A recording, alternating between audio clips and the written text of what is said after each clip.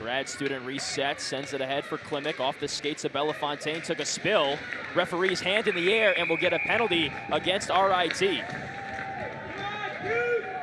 And head to the rule book and look up what tripping is, because that clearly was a great job by Victoria Klimek to get around the defender, and the guilty party is Taylor Sims as she just reached out her stick, and it was the misdirection that Syracuse provided at the blue line, and it's a clear trip. I mean, this is one that the referees are never going to miss, especially when they're trying to gauge if it will be offsides on Syracuse. It's actually Lauren Belafontaine that caused it, and it was the misdirection. Sims thought she was just going to, push across the blue line. Instead, she tried to veer around the defender, and Sims said, well, if you're going to do that, you're going to do it with, with a little bit of pain in the process, and it resulted with her in the penalty box. 8th penalty of the season on Taylor Sims, 16th minute, and that's not what you want to do if you're RIT, because Syracuse, one of the better power play teams in the CHA, 3rd, converting on 18% of its opportunities. Hannah Johnson setting things up at the point, walking, shooting, wide left. Picked up by C. Lamos behind goal, and she sends it out of the zone back to Syracuse's side, and will waste some precious seconds off the clock, down to 1:15 on the SU power play. It's not an efficient power play opportunity. Syracuse has to set up its offensive set. Belafontaine with it. She drew the penalty, and she's joined by Primo and Marchand. DiGirolamo and Malotny's in off the bench, so 4 Syracuse forwards in the game. Behind the goal line with Marchand, over to Malotny. Belafontaine's open, one-timers wide. A great look for Lauren Belafontaine, but she couldn't finish it. But Syracuse stays with it. Malotny, cross-ice pass for Belafontaine, off her skate. Back to DiGirolamo. Behind goal from Marchand. Wraparound pass, inside Primo, she couldn't bang it home, and it's cleared away by the Tigers. And it's the presence of Sarah Coe as she stayed down, put her pads on the ice, and for any Syracuse player, it's going to be tough to get it past her, especially when RIT is committing so many players to the slot, especially on this power play and this, shorthanded chance for RIT. Down to 15 seconds on the power play. Belafontaine fakes the slap shot, gives it to DiGirolamo. Her shot's wide, went under the pad of Coe, but not into the goal. The grad student gets it back. She walks the line, gives it to Belafontaine, down low for Marchand.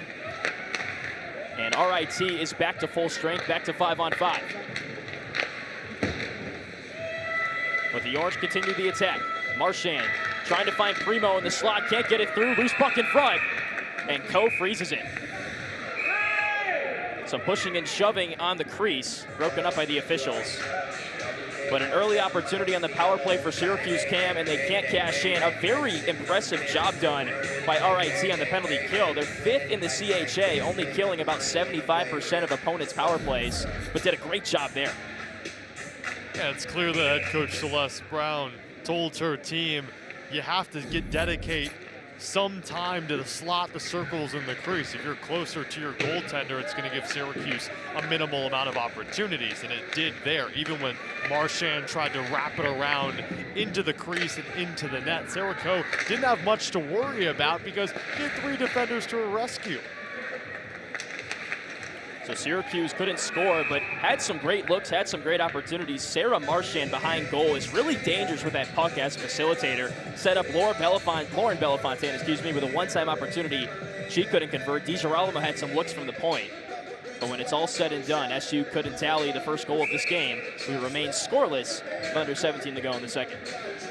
Syracuse has to do a better job of sticking to the fundamentals of what a power play is all about. That's moving the puck around the perimeter and not allowing it to be stagnant. The Orange got away with one there. It looked like McHale may have been tagged up with a trip. But here comes RIT. Breakaway opportunity. And they don't take it. Instead, the Tigers will slow it down. That was Jordan Marchese who was pushing the tempo. Now here's Syracuse, 3-on-3 chance. Thompson fakes the shot.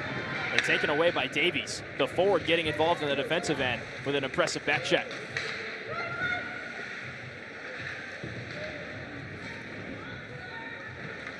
Picked up by Rayla Clemens, and she turns on the Jets. Look at her fly.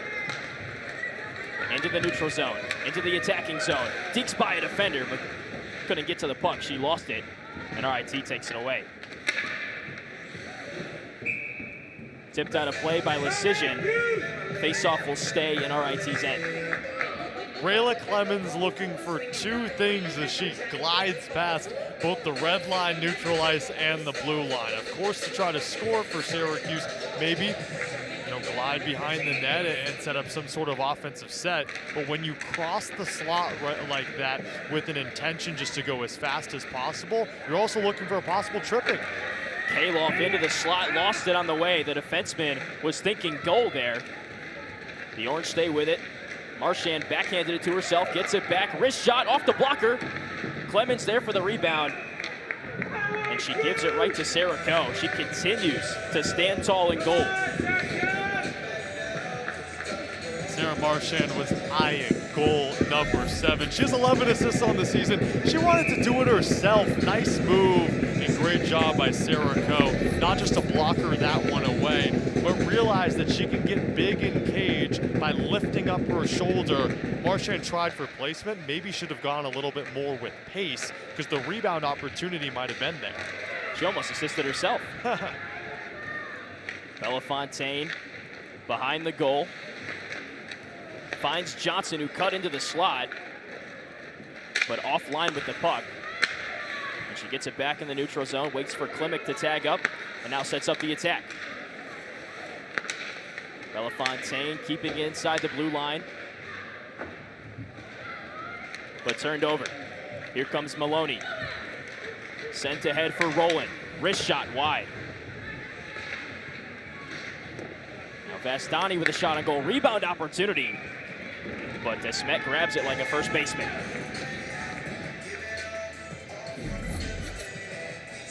Look at this hit right here. It shows the aggressiveness that RIT is playing with. Holy moly.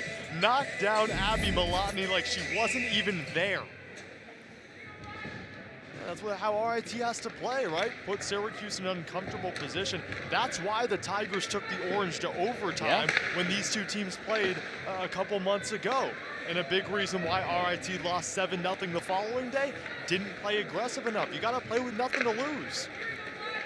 And Paul Flanagan respects this team so much. He understands that they're coming into Tenny tonight aggressive, hungry for their first win. He said there's an old adage, you're only as good as your last game, and RIT's last game was an impressive performance against Penn State, which we've highlighted already, a 2-2 tie.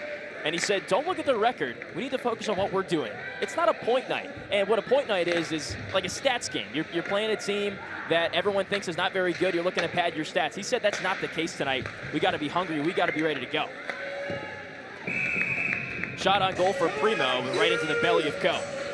And it can't be the case against an RIT team that's just hungry. Paul Flanagan said, this seems desperate, right? You come in with no wins on the season. Primo has to do a better job with placement. You throw it right into the breadbasket of Sarah Coe. It's not going to work, especially if you want a rebound opportunity. Yes, it sets up a draw, but Syracuse hasn't been the best in draws. And again, a careless turnover that will have head coach Paul Flanagan shaking his head. Second line on the ice for Syracuse, Clemens, Marchand, along with Lecision. Johnson and Beacom, the defenders. For RIT, the third line, featuring McCormick, Solinger, and McNeil. Beacom dumps it in, and Syracuse will get on the forecheck.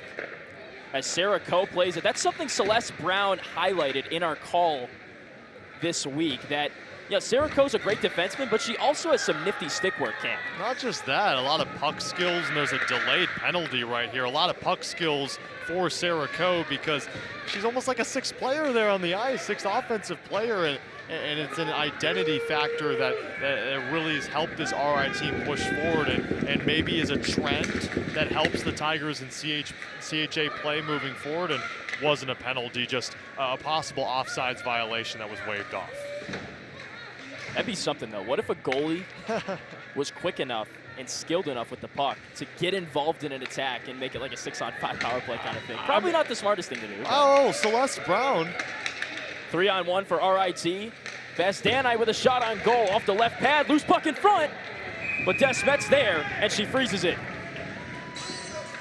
And some more pushing and shoving in front of Cage Cam. It's clear that these teams don't like each other, and this is a battle tonight.